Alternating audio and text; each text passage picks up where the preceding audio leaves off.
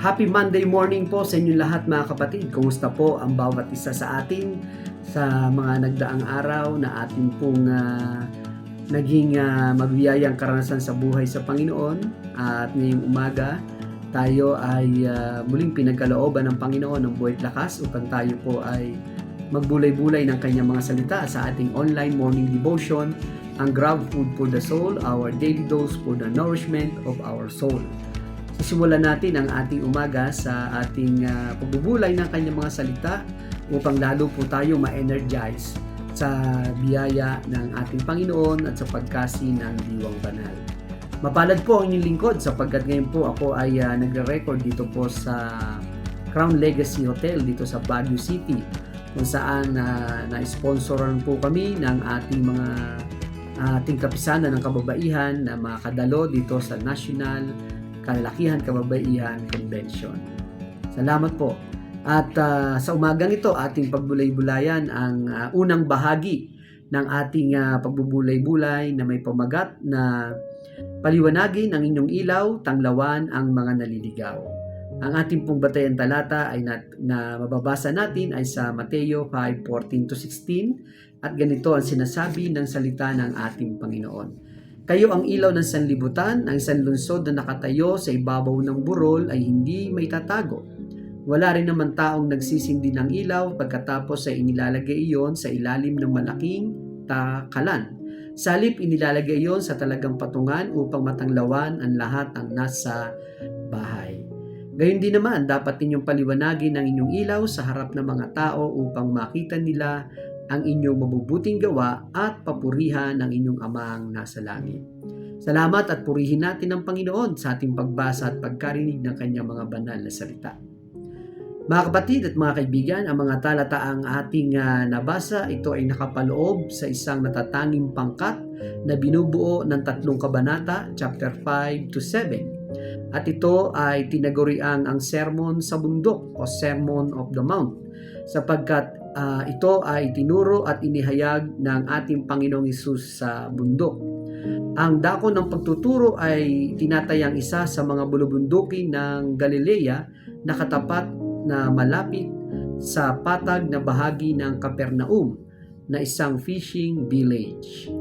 Ang unang bahagi ng chapter 5 na kung saan naroon ang ating talata ay nataguriang the Beatitudes na ang kahulugan ay blessings or blessed.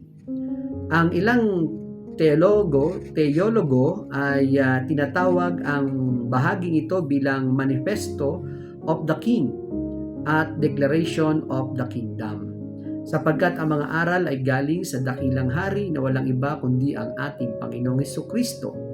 Ang pangangaral ay nakatukoy sa napakaraming tao na kabilang dito ang kanyang mga tagasunod, samantalang ang kanyang 12 alagad ay malapit sa kanya sa pagkakaupo, sapagkat tinuturing ng kanyang mga tagasunod ang ating Panginoong Hesus bilang isang guro. Ang wika nga po, ang audience ng ating Panginoong Hesus sa sermon sa bundok ay itong mga taong may hirap, mga aba, mga biktima ng malulupit na pamamalakad ng imperyo ng Roma. Sa pagpapasimula ng ating Panginoong Hesus sa kanyang pangangaral ay agad niyang ipinadama ang sa kanyang mga tagapakinig na sila ay minamahal at pinapahalagahan ng ating Panginoon Diyos. Ang mga mamamayang ito ay naghihikahos at halos hirap na matugunan ang pangangailangan sa araw-araw. Subalit, tinawag sila ng ating Panginoong Hesus na mapapalad, at ang salitang ito ay nagpabago sa kanilang pananaw, maging sa kanilang buhay, sapagkat inihayag ng ating Panginoong Hesus na ang mga duka sa espiritu at nasa pinakamababang kalagayan sa lipunan ang pangunahing priorities ng ating Panginoon Diyos sa kanyang kaharian.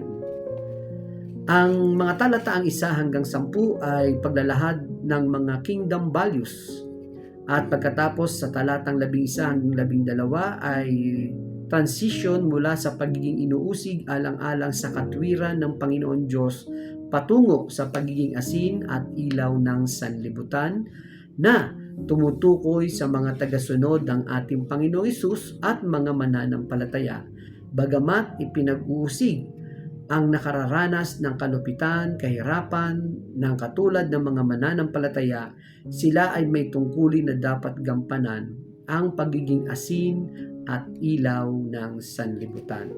Mahirap po ang kanilang sitwasyon at kalagayan ng mga panahon iyon, sapagkat sila sa kanilang pamumuhay noon, sila ay tinatawag na nasa pamamahala ng Greco-Roman world. Ang kultura ay impluwensyado ng Greek culture na lalong kilala sa tinatawag na Hellenistic culture. Mula sa salitang Hellas, ang ancient name na Gresya, sa larangan ng politika, pamamahala, governance, ay impluwensyado ito ng imperyo ng Roma. Subalit ang mundong ito ay nasa kadiliman at kabulukan. Laganap ang political corruption, pagdanak ng dugo, sexual immorality, malawakan na slave and trade, kawalan ng katarungan, karahasan sa halos ng lahat ng dako, panggigipit sa may hirap at economic oppressions and exploitation. So talagang sa ganung konteksto, ang madarama ng maraming tao ay yung kawalan ng pag-asa. Kaya tinawag ng ating Panginoong Hesus ang maliliit na grupo ng mga lalaki at babae upang magsilbing maliit subalit nagniningas ang liwanag ng pag-asa sa nadidilimang sanlibutan sa pamamagitan ng pagiging asin at ilaw ng sanlibutan. Sa Lumang Tipan po ay palaging naiugnay ang ilaw o liwanag sa ating Panginoon Diyos. Mabanggit po ako ng ilang mga talata na ito ay tumutukoy sa inuugnay ng ating Panginoon Diyos bilang isang ilaw o liwanag. Katulad ng sinasabi sa Psalms 27:1, sa Isaiah chapter 2 verse 5 at sa Awit 97:11 na si Yahweh ang kanyang liwanag at kaligtasan. At ang ating Panginoon sa ating paglakad, siya ang ating liwanag at ang liwanag na simbolo rin ito ang siyang pagiging matuwid sa harap ng Diyos at ang pagkakaroon ng malinis na puso. Sa Bagong Tipan po sa John chapter 8 verse 12, sinabi ng ating Panginoong Hesus, "Nako ang ilaw ng sanlibutan, ang sumusunod sa akin na hindi kailanman lalakad sa kadiliman, kundi magkakaroon ng ilaw ng buhay." Sa makatuwid mga kapatid at mga kaibigan, sa aklat ng Mateo, nang tinawag ng Panginoong Hesus ang kanyang mga tagasunod at sinabi sa kanila na kayo ang ilaw ng sanlibutan, ang ibig sabihin ng pangungusap na ito ay tanglaw o liwanag, reflected light of Jesus, na nagmumula sa ating Panginoong Hesus ang siyang magsisilbing ilaw, liwanag sa sanlibutan upang tanglawan ang nasa kadiliman at naliligaw ng landas. Sa unang bigay pansin po sa ating patuloy na pagbubulay-bulay at bukas Tuesday morning yung point number 2, nais natin i-share yung point number 1 na ang wika nga po, tinawag ng Panginoong Hesus ang kanyang mga tagasunod bilang ilaw ng sanlibutan. Ang inaasahan sa kanila bilang isang ilaw ng sanlibutan, ang sabi po sa verse 14 and 15, ang liwanag ay tanglaw at hindi dapat tinatago tulad ng isang lunsod na nakatayo sa ibabaw ng burol.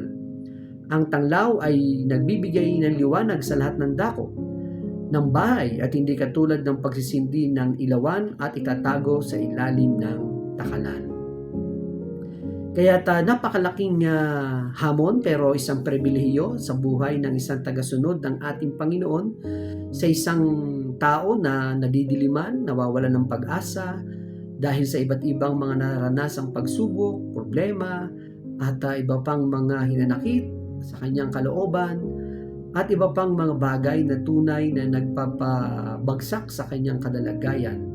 Even ang ating kalagayan ng ating lipunan na nababalot ng kadiliman, karahasan, at patuloy na pagkabalisa at panganib. Napakaganda ng ipinagkaloob ng Panginoon sa atin na tayong kanyang mga tagasunod ay maging ilaw ng sanlibutan. Ang kanyang tagasunod ay ito ay pangungusap ng pagpaparangal at pribilehiyo sapagkat ang titulong ito ay mismo ang ating Panginoon. Sa Kanya ito ay nakatukoy. Kaya ang pagiging ilaw ng sanlibutan o reflected light na nagmumula sa ating Panginoon ay talaga namang napakabiyaya para sa buhay ng isang tagasunod ng ating Panginoon. Kaya kung tayo ay nakapagbibigay ng isang liwanag, tanglaw, yun po ay galing sa ating Panginoon na nagbibigay sa atin ng biyaya upang makaabot tayo ng mga tao upang sila'y makakita ng liwanag, tanglaw sa kanilang daan papunta sa buhay na walang hanggan. Kaya mga kapatid, bagamat napakahirap ng ating lipunan na ating ginagalawan ngayon at iba't iba pa na ating mga kinakaharap sa buhay, ay magpasalamat tayo sa pribilehiyo na tayo ay magamit ng Panginoon bilang isang tanglaw at ilaw sa ating community, sa isang tao na naliligaw ng landas. Kaya bilang mga tagasunod ng ating Panginoong Hesus, isang pribilehiyo na tayo ay matawag na ilaw ng sanlibutan. Subalit ang tawag na ito ay may kalakip na mabigat na tungkulin at responsibilidad sa gitna ng konteksto ng tigib na kasamaan at kadiliman. Maraming mga tao lumalakad sa kadiliman na tila sila ay nagmamarcha patungo sa kanilang kapahamakan.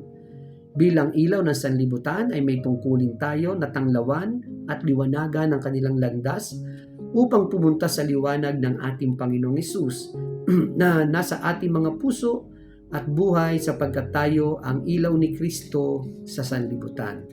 Tulad ng ating Panginoong Hesus, ang kanyang makita ang mga tao na nandulupaypay, nalilito at lugmok sa kawalan ng pag-asa, siya'y nahabag sa kanila at nanangis sapagkat ang mga tao ay tulad ng mga tupa na walang mga pastol at patungo sa kanilang katayan.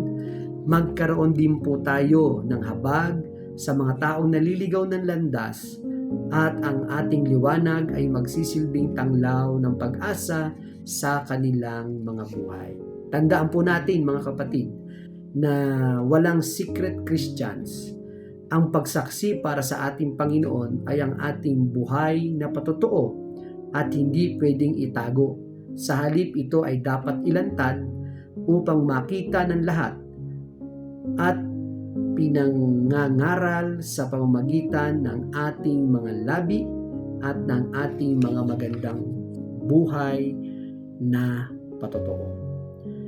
Sa ating pong paghayo at paglilingkod, patuloy tayo magpagamit sa Panginoon upang maging ilaw at tanglaw sa ating kapwa-tao at sa ating mundo na nadidiliman.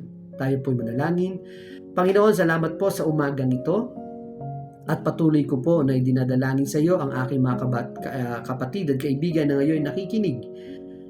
Iyo po, Panginoon Diyos, na ibibless ang bawat isa sa pagpasok sa paaralan, pagpasok sa trabaho, at maging ang kanilang kalakasan, pag-iingat ay kanila pong masumpungan sa iyo pong mabiyayang gabay. Panginoon, meron din po kami mga kapatid na ngayon ay nasa banig ng karamdaman. Sinasama rin namin sila sa iyo pong mabiyayang pagpapagaling at sa kanilang mga pananampalataya, ang kalakasan, kagalingan ay kanila pong matanggap. Salamat po Panginoon sa pribilehiyo na kami ay maging ilaw ng sanlibutan. Ito pong aming dalangin sa pangalan ni Jesus. Amen. Salamat at papuri sa ating Panginoon Diyos. Salamat din po sa inyong pagsama sa akin sa pagbubulay-bulay ng kanyang mga salita. A friendly reminder po, be Christ-like in your workplace today. Mayo at maglingkod.